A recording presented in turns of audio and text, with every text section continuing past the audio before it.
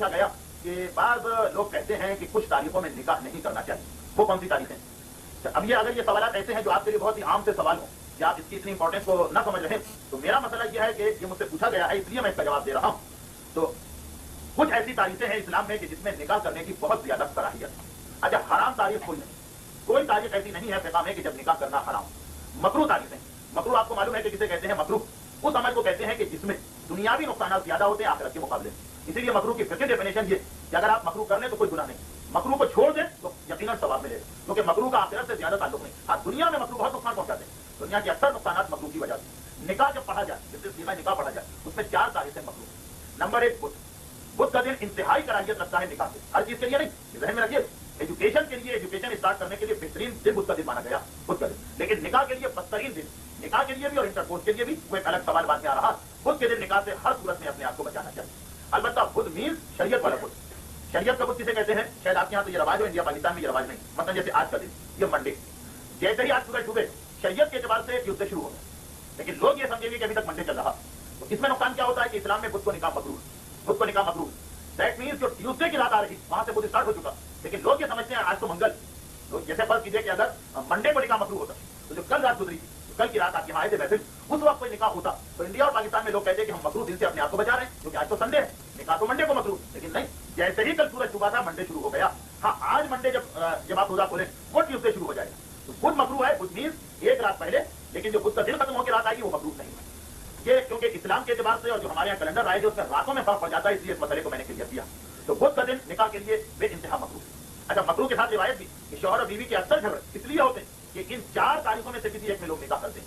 Number 1 बुध के दिन का निकाह, मासूम का यहाँ तक जुमला इत्तला मिली छठे इमाम को कि फला आदमी ने बुध के दिन निकाह, बुध के दिन तो नहीं, उसने 21 महीने के 21 को निकाह किया। इमाम ने पहले से कहा इनमें इमामत के बगैर मुझे मुश्किल लग रहा है कि रिश्ता जो है कंटिन्यू हो सके। तो मैंने घबरा के कहा मौला कैसे आपने ये कैसे पेशिन गोई कर दी, कैसे प्रिडिक्ट कर दिया? कहा कि 21 तारीख का निकाह जो आमतौर पर 90% वो निकाह टूट के रहे। तो बहुत सी ऐसी खराबियां जो हम अपनी गलती से लेके आते हैं। 4 तारीखें ऐसी, 4 ऐसे मसले हैं कि जब निकाह मकरूह है। नंबर 1 बुध का दिन। नंबर 2 मेहा या ताकत शुआ, यानी हर लूनर महीने की, चांद के महीने की वो आखिरी 2 रातें जब चांद दिखाई देना बंद हो जाता।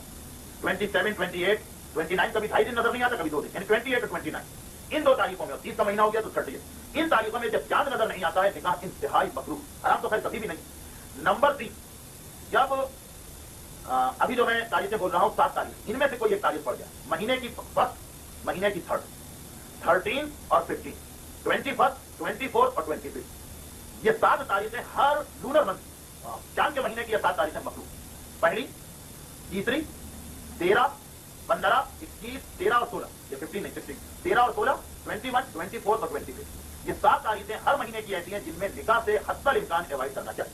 और उसी उसूल के तहत जो अभी आपने सुना 21 मीन 20 तारीख का दिन खत्म होगी, जो रात शुरू हुई 21 शुरू होगी, वो रात और उसके बाद का दिन, यानी इस्लाम में रात पहले आती है और दिन बाद में आता है। ये 7 तारीखों से अपने आप को बचाना। इनमें से अक्सर जो मसले आप सुन रहे हैं उसके साथ जो हदीस है, सब हदीसें उसमें रीजन भी बताए गए। टाइम बहुत तेजी से निकल रहा है, इसलिए रीजन को मैं अवॉइड कर रहा हूँ, लेकिन हर एक में रीजन है और ज्यादातर का रीजन यही कि या तो ये तलाक होगी इस शादी का रिजल्ट या शौहर और बीवी में झगड़े चले। ये तीसरा मसला हुआ बुध का दिन मेहाब, यानी हर महीने की आखिरी 2 तारीखें जब चांद नजर नहीं आता, और ये फिर 7 तारीख। 7 तारीखों में पहली तारीख है फर्स्ट, दैट मीन्स कि महीने की आखिरी 2-3 रातों में बचना है, महीने की पहली तारीख में, ये 3-4 एक साथ हो जाएंगे।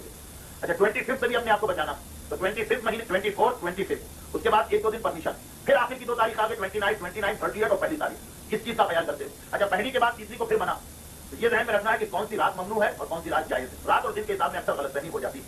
और चौथा मसला जो यहाँ पे समझाना बड़ा मुश्किल है, इसलिए कि यूके में रमजान और ईद ही में चांद का मसला इतना मुश्किल होता है, कहा यह कि हम शादी के मसले में चांद को लेके आ जाएं।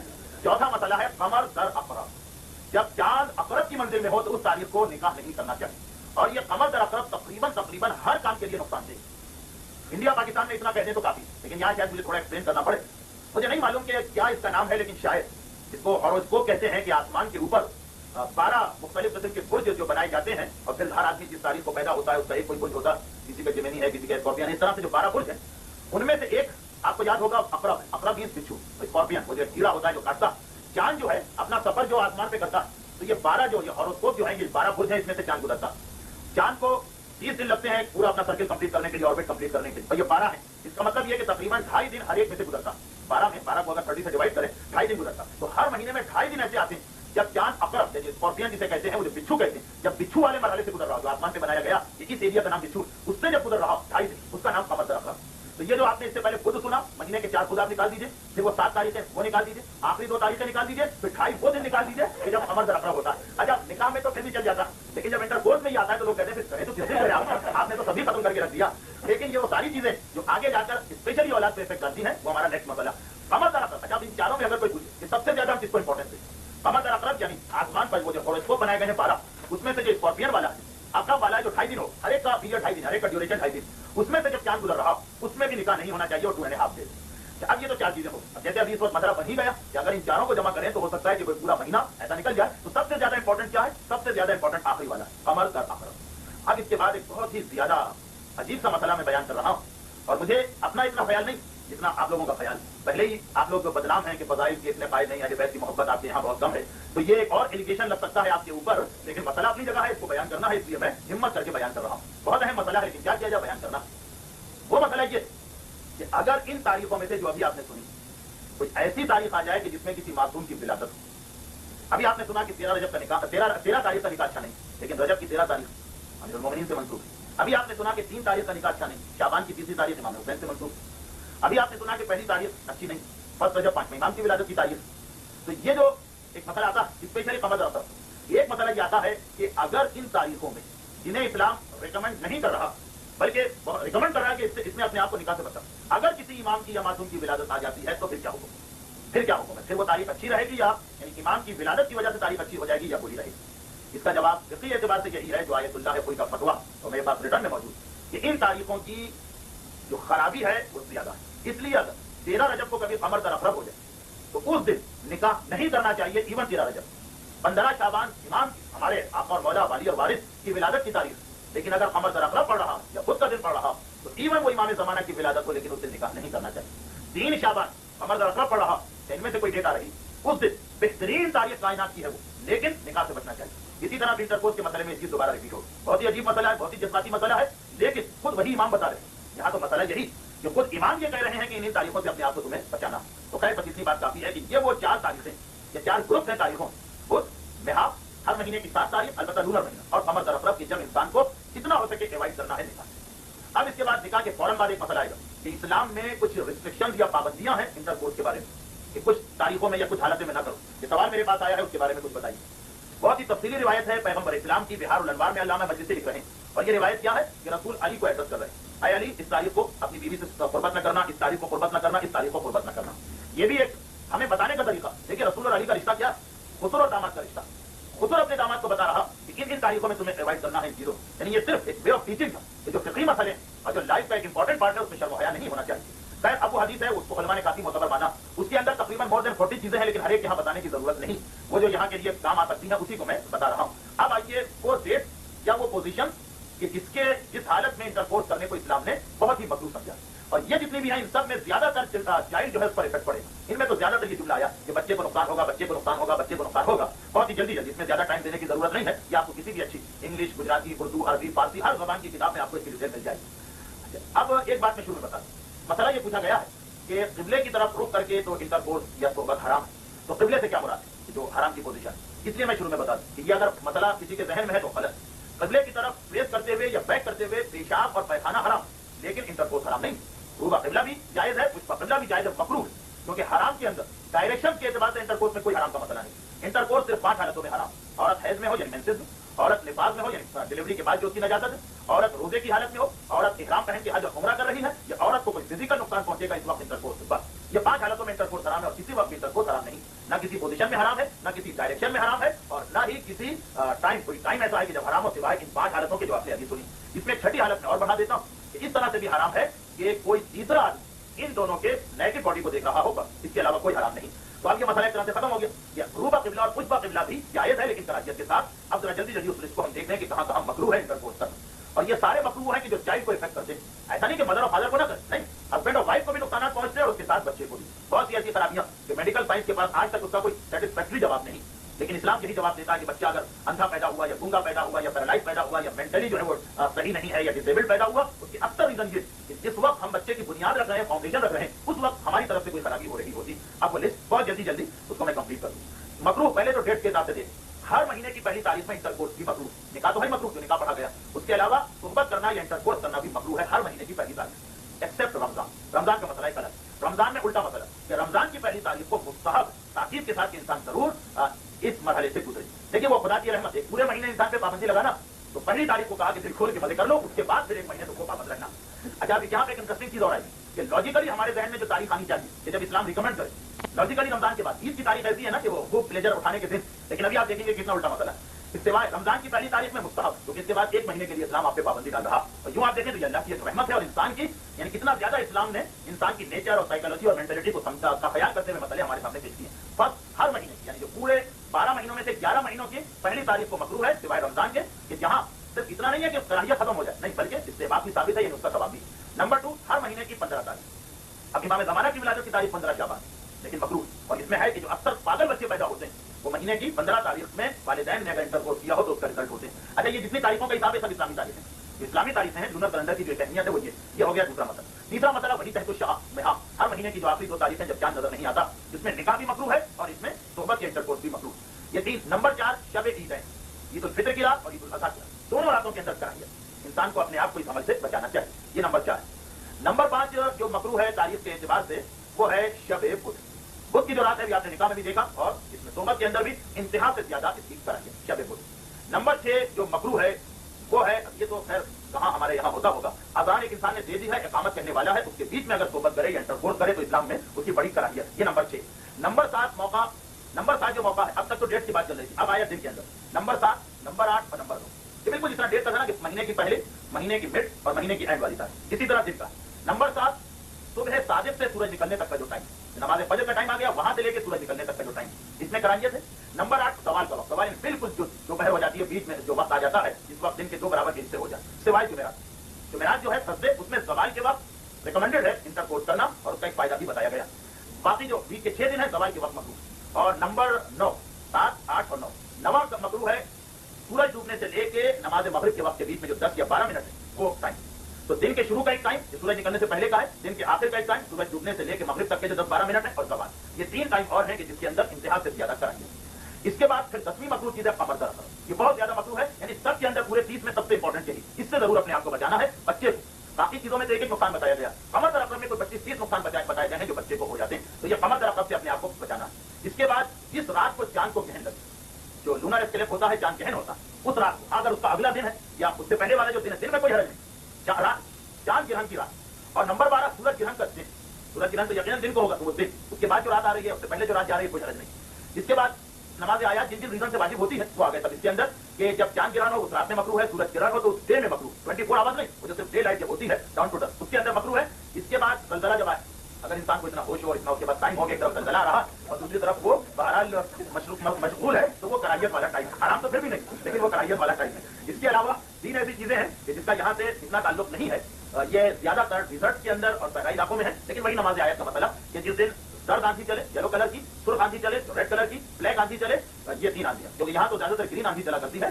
2 साल पहले जो एक आंधी वांधी आई थी तो मैं था यहाँ पे अच्छा में, ये जो 3 आंधियां, रेड हो, ब्लैक हो, येलो, ये ज्यादातर डिजर्ट के इलाके हमारे इंडिया पाकिस्तान में इसमें मकरूह, बल्कि इन शॉर्ट ये कि हर वो चीज के कुदरती आफत, कोई भी ऐसा नेचुरल डिजास्टर या कुदरती आफत जिससे लोग डर रहे हैं, तो ये हुए तकरीबन 17 चीजें जो कराहियत वाली। इसके बाद किबले की तरफ फेस करते हुए और किबले की तरफ पुश करते हुए, अलबत्ता इससे मुराद कौन सी पोजीशन है, जिस हालत में मुर्दे को लिटाया जाता वो हालत जो है वो इस वक्त मुराद है, पैर किबले की तरफ हो औरत के और मर्द के, और किबले की तरफ पुश हो, ये भी मकरूह। खुले आसमान के नीचे, खुला आसमान है, किसी का मकान बड़ा है, खुले आसमान के नीचे कराहियत। इसके अलावा दरख्तों के नीचे जो फलदार दरख्त है कराहियत। अब इसको मैं जल्दी जल्दी बता दूं, सूरज के नीचे, सूरज बिल्कुल सामने, सूरज की रोशनी मतलब खिड़की है और सूरज की रोशनी डायरेक्ट आ रही तो उस वक्त भी कराहियत है। हाँ अगर कर्टन डाल दो या कोई ऐसी चीज की रोशनी रुक जाए तो कराहियत खत्म हो जाती है। ये कंप्लीट हो। अब ये कुछ अहम चीज, ये तो डेट और ये सारा हिसाब था, तो इसको तो इसकी भी इंपॉर्टेंस है, लेकिन अब जो अब आखिरी पोर्शन आ रहा है इस मसले का, कराहियत है तकरीबन 4 या 5 कंडीशन। नंबर 1, जब इंसान का पेट भरा हुआ, खाने के बाद जब पेट भरा हुआ, बहुत इंपॉर्टेंट हदीस कि अगर कोई आदमी ये चाहता है कि सुसाइड करे तो वो 3 काम किया।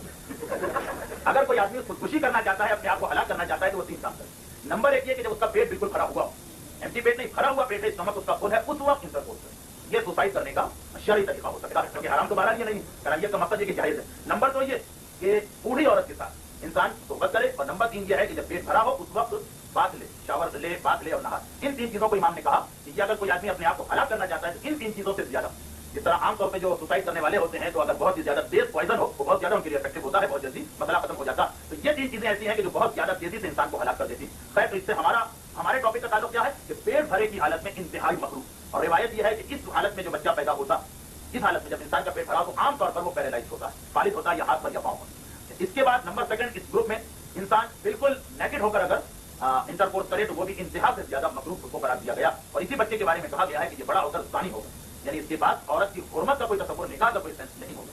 البتہ نیکڈ مینس یہ ضروری نہیں ہے کہ اپنے نارمل کلاس میں ہی انسان اپنے جسم کو چھپا. اگر ایک چادر لے لی یا کمبل لے لیا تب بھی وہ اس کراہیت سے بچ جائے گا, پھر وہ صحیح ہو جائے گا. لیکن کچھ بھی نہ ہو وہ اسلام میں انتہائی مکروہ, البتہ حرام نہیں. اس میں سے کوئی چیز بھی حرام نہیں جو آپ نے اب تک پوری لسٹ سنی. تیسری حالت جو مکروہ وہ یہ ہے کہ عورت کے جسم کے اس مخصوص حصے کی جانب دیکھنا, اس کو بہت زیادہ مکروہ کہا گیا. یہ وہ خرابی ہے جس سے بچہ اندھا پیدا ہوتا. البتہ یوں ہماری فقہ میں یہ عمل حرام نہیں, کیونکہ شوہر کا پورا جسم عورت اور عورت کا پورا جسم شوہر دیکھ سکتا, لیکن انٹرکورس کے وقت یہ مکروہ ہے. اس کے علاوہ یا انٹرکورس سے پہلے یا اس کے بعد میں تو اسلام میں مکروہ بھی نہیں. اینڈ انٹرکورس کے وقت یہ عمل بہت زیادہ مکروہ ہے. اب ایک جملہ ہے, دیکھیے میں یہ نہیں چاہتا کہ میری گفتگو جو ہے وہ لمٹ کو کراس کرے اور آپ کو کوئی اعتراض ہو جائے کہ یہ کیا کوئی مسئلہ بیان ہو رہا ہے یا کچھ اور یہاں پہ ہو رہا. لیکن آپ کوئی ایک جملہ یہاں لکھتے ہیں, یہ ان کی کتاب میں ہے یہ جملہ کہ یہ مکروہ ہے, لیکن یہ وہ مکروہ ہے جس سے عام طور پہ لوگ بچتے ہیں, کیونکہ نیچرلی یہ 2 چیزیں جمع ہونا بہت مشکل ہے. انٹرکورس میں بھی انسان ہو اور دیکھ بھی رہا. یا اگر کوئی کا جملہ ہے ان کی بک کے اندر میں نے پڑھا ہے کہ وہ کہتے ہیں کہ یہ وہ مکروہ ہے کہ جس سے عام طور پہ بچا جاتا ہے, کیونکہ ویسے یہ بہت مشکل.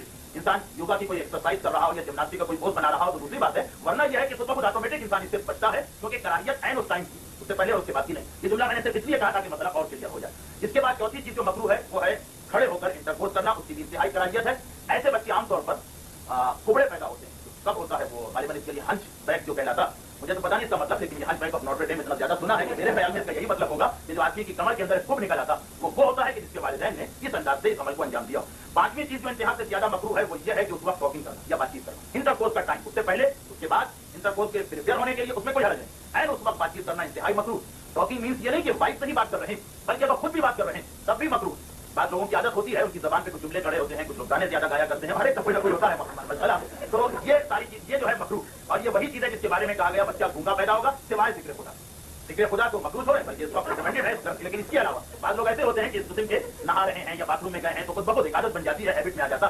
تو یہ ٹاکنگ میں نے اس لیے کہا کہ ضروری نہیں کہ ہسبینڈ اور وائف بھی بات کر رہے ہیں, بلکہ اگر خود بھی واپس میں خود ہی اپنے آپ سے کچھ کہہ رہا ہو کراہیت باقی رہے گی سوائے ذکر خدا کے, اور زبان کی موومنٹ نہیں ہونا چاہیے. یہ خلاصہ ہو گیا. اور اگر انسان نے یہ غلطی کر گناہ نہیں, لیکن بچہ اگر گونگا پیدا ہو, اچھا اس حدیث میں ایک لفظ بار بار آیا, یہ نہیں کہا پیغمبر نے بچہ گونگا پیدا ہو, تو مطلب یہ کہ 100% ایسا ہونا چاہیے نہیں. جملہ یہ کہ اے علی یعنی سے بات کر رہے ہیں, اگر اس وقت بات کی اور بچہ گونگا پیدا ہوا تو اپنے علاوہ کسی اور کو بلیم نہ دینا, یعنی چانسز بہت زیادہ. اور چھٹی اور آخری چیز, ایسی حالت میں انٹرکورس کرنا کہ کوئی آدمی قریب میں کوئی موجود ہو جو ان کی پریزنس کو فیل کرے, جو ان کو دیکھ رہا ہو یا ان کی آواز کو سن رہا ہو, اس وقت بھی انتہا سے زیادہ کراہیت ہے انٹرکورس کی.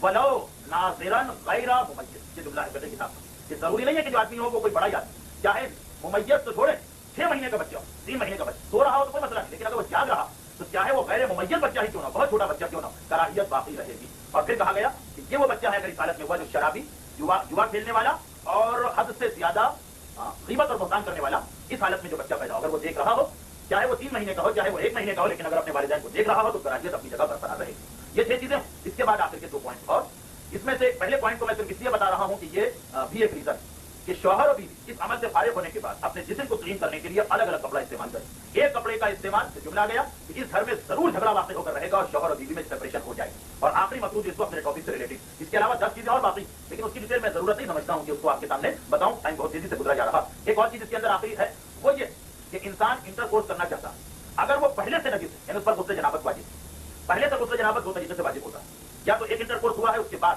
2 گھنٹے بعد 3 گھنٹے بعد غسل سے پہلے دوسرا انٹرکورس کر رہے ہیں, تو پھر مکروہ ہے کہ بغیر وضو کے دوسرا انٹرکورس کیا جائے. پھر یہ ہے کہ اگر ایک دفعہ انٹرکورس ہو گیا, غسل نہیں کیا, اسی رات کو دوسری مرتبہ کرنا ہے تو وضو کر لینا انتہائی کافی, بغیر وضو کے کرا دیا.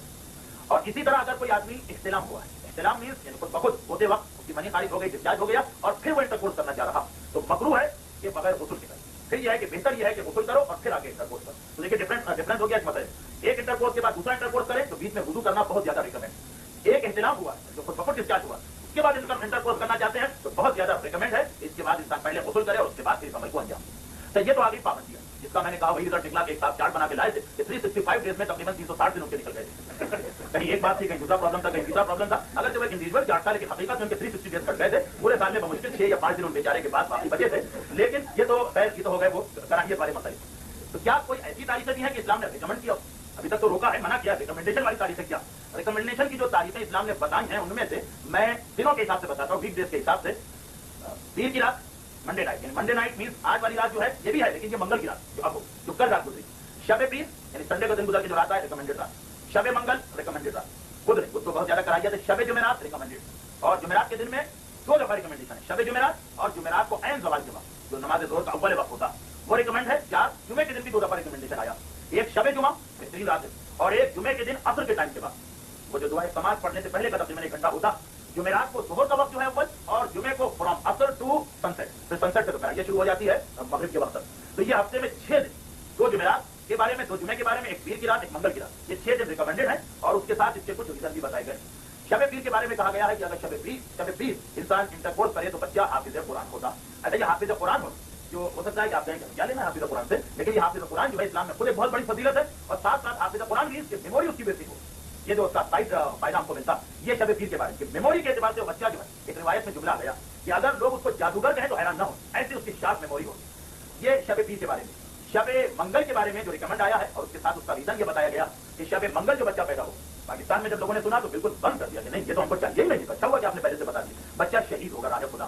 تو آپ کو تو پتا ہے کہ انڈیا پاکستان میں ہمارا بچہ مر گیا، ہمیں نہیں چاہیے ایسا بچہ، لیکن اسلام کی نگاہ میں شہادت یہ اتنا بڑا مرتبہ اور اتنا بڑا مقام ہے کہ خاص ریکمنڈیشن آ رہی۔ یہ ریکمنڈیشن اسی وقت آئی کہ لوگ پوچھتے ہم چاہتے ہیں کہ راہ خدا میں ہمارا بچہ شہید، کہا کہ منگل کی رات۔ البتہ بچہ شہید ہوگا اس سے مراد یہ نہیں ہے کہ وہ بچہ جب 15 جا کے 70 ایئرز میں جا کے شہید ہو، 50 ایئرز میں جا کے شہید ہو، شہادت بھی اس کو ملے اور والدین کی تمنا بھی پوری ہو کہ اس کی ساری خوشیاں دیکھ لیں۔ آپ کو تو پتا ہے کہ انڈیا پاکستان میں ہمارا بچہ مر گیا، ہمیں نہیں چاہیے ایسا بچہ، لیکن اسلام کی نگاہ میں شہادت یہ اتنا بڑا مرتبہ اور اتنا بڑا مقام ہے کہ خاص ریکمنڈیشن آ رہی۔ یہ ریکمنڈیشن اسی وقت آئی کہ لوگ پوچھتے ہم چاہتے ہیں کہ راہ خدا میں ہمارا بچہ شہید، کہا کہ منگل کی رات۔ البتہ بچہ شہید ہوگا اس سے مراد یہ نہیں ہے کہ وہ بچہ جب 15 یا 16 سال کا ہوگا تو شہید ہو سکتا ہے کہ 70 ایئرز میں جا کے شہید ہو، 50 ایئرز میں جا کے شہید ہو، شہادت بھی اس کو ملے اور والدین کی تمنا بھی پوری ہو کہ اس کی ساری خوشیاں دیکھ لیں۔ بہرحال اگر سخی اور شہید بچہ چاہیے یہ شب منگل۔ شب جمعرات کے بارے میں کہا گیا کہ اس میں جو بچہ پیدا ہوتا، اس میں اگر انٹرکورس ہو تو یا بچہ حاکم بنے گا یا بچہ عالم بنے گا، اور حاکم عادل، ظالم حاکم نہیں، عادل حاکم جو اسلام کو پسند۔ یہ شب جمعرات کا فائدہ۔ اور جمعرات کی دوپہر جو زوال کا وقت، اس کا فائدہ یہ بتایا گیا ہے کہ وہ بچہ جو جمعرات کو دوپہر کا انٹرکورس شیطان سے ہمیشہ محفوظ رہے گا، شیطان اسے کوئی نقصان نہیں پہنچا پائے، وہ خود اپنے آپ کو نقصان پہنچایا وہ ایک الگ مسئلہ، لیکن شیطان سے بہرحال وہ ہمیشہ سیف رہے گا اور دنیا اور آخرت دونوں میں اس کو بھلائی ملے گی۔ یہ ہوا جمعرات دوپہر۔ اب آئیے شب جمعہ۔ شب جمعہ میں جو بچہ پیدا ہوگا اس کے بارے میں یہ کہا گیا کہ وہ قوال مینس بہترین اسپیکر، اوریٹر، اسپیکنگ پاور اس کی بہترین ہو، بہترین خطیب، بہترین اوریٹر، بہترین مقرر۔ شب جمعہ کا بچہ، اور جمعے کو عصر سے مغرب تک کا جو ریکمنڈیشن کا ٹائم، اس کے بچے کے بارے میں حدیث میں آیا ہے کہ وہ ایک عالم معروف ہو۔ ایک تو عالم ہوتا ہے لیکن ایک نہیں، ویل نون قسم کا عالم ہوگا، دنیا اس کی تعریف بھی کرے گی، عزت بھی کرے گی، اور خدا کے ہاں تو اس کا مقام بلند ہوگا۔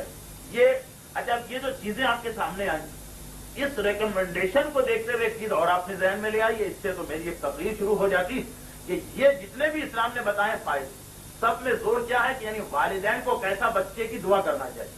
یہی مطلب ہوا کہ ہماری دعا کیا ہونا چاہیے، یا بچہ حافظ قرآن، یا بہترین خطیب، یا ایک عادل حاکم ہو، یا شہید راہ خدا ہو، یا ایک بہترین عالم، یہ ہماری دعا ہونا چاہیے۔ اس کے لیے اسلام ریکمینڈ کر رہا۔ یہ میں نے اس لیے کہا کہ کچھ علاقوں میں جب میں نے حدیث پڑھی تو لوگوں نے کہا ہمارے مطلب کی تو اس میں کوئی بات ہی نہیں، ڈاکٹر کا بننے کا ہوتا، کوئی انجینئر بننے کا ہوتا، کوئی اچھا بزنس مین بنتا، کوئی امریکہ کا گرین کارڈ ہولڈر بنتا، وہ تو امام نے کچھ بتایا ہی نہیں ہے، یہ تو ساری چیزیں اس سے ہمیں کیا تعلق۔ اس لیے میں نے کہا کہ یہ اسلام کا یہ بھی اس میں فلسفی آ رہی۔ خیر یہ مسئلہ مکمل ہو گئی۔ اب اس کے بعد ایک مسئلہ اور آ رہا، تقریباً ہمارے اسٹرکچر کو 1 گھنٹہ 20 منٹ ابھی ہوا ہے، تھوڑا سا ٹائم میں اور لے رہا